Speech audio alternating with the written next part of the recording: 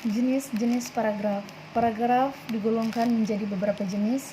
Di antaranya adalah jenis paragraf berdasarkan fungsinya, letak gagasan utama, dan isinya. Yang pertama, jenis paragraf berdasarkan fungsi. Paragraf pembuka. Dalam sebuah karangan, kecuali karangan ilmiah, paragraf pembuka umumnya ditulis untuk memancing rasa keingintahuan pembaca terhadap isi artikel secara keseluruhan. Paragraf isi. Paragraf isi berisi bagian-bagian pokok dalam suatu karangan. Paragraf penutup. Paragraf ini biasanya berisi kesimpulan, saran, harapan, ringkasan, dan penekanan kembali hal-hal penting yang terdapat dalam setiap karangan. Paragraf penghubung. Paragraf ini fungsinya adalah untuk menghubungkan antara paragraf satu ke paragraf lainnya atau karangan satu ke karangan lainnya. Yang kedua, jenis paragraf berdasarkan letak gagasan utama. Yang pertama, paragraf deduktif. Paragraf deduktif adalah paragraf yang letak gagasan utamanya terletak di awal paragraf. Paragraf induktif. Paragraf induktif adalah paragraf yang letak gagasan utamanya yang berada di akhir paragraf. Paragraf ineratif adalah paragraf yang letak gagasan utamanya berada di tengah paragraf, dan paragraf campuran yang letak gagasan utamanya berada di awal dan juga akhir paragraf. Yang ketiga, paragraf berdasarkan isinya. Yang pertama, paragraf eksposisi. Paragraf eksposisi adalah paragraf yang isinya bertujuan untuk memberikan penjelasan atau pengertian secara singkat dan padat. Contohnya, kegiatan dalam merayakan ulang tahun TNI ke-72 tanggal 5 Oktober 2017 di lapangan Blang Padang, Banda Aceh. Semua warga Banda Aceh turut hadir menyaksikan serangkaian acara ulang tahun TNI ke-72 dengan berbagai ragam acara seperti drum band, tari saman, dan acara lainnya. Yang kedua, paragraf deskripsi.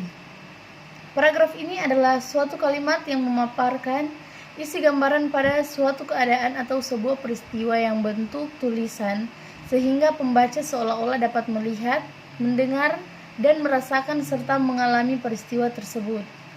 Contohnya, saat brownies coklat buatan ibuku dihidangkan untukku, wangi brownies coklat langsung tercium enak oleh hidungku. Saat aku mencoba memakannya, bentuk dan rasa manisnya langsung membuat lidahku bergoyang.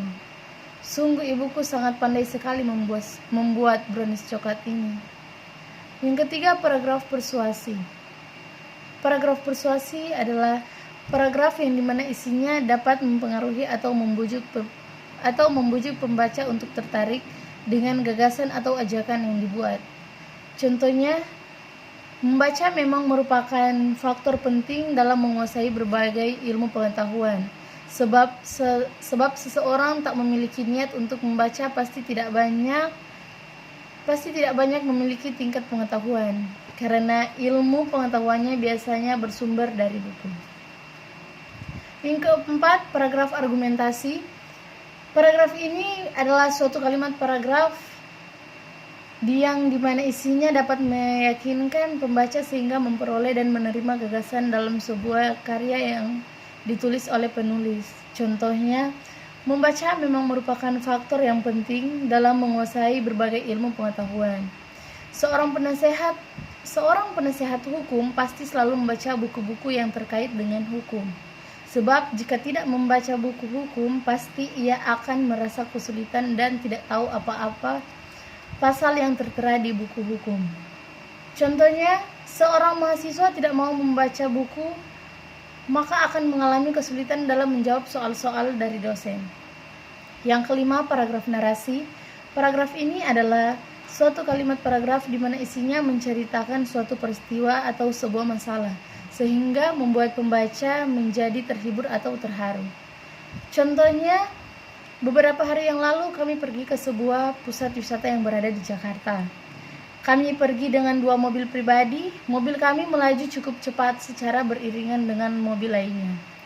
Perjalanan menjadi sangat menyenangkan. Semua orang tampak gembira. Cahaya sinar matahari menyinari kami sehingga membuat pemandangan dari dalam kaca mobil cukup indah. Terima kasih.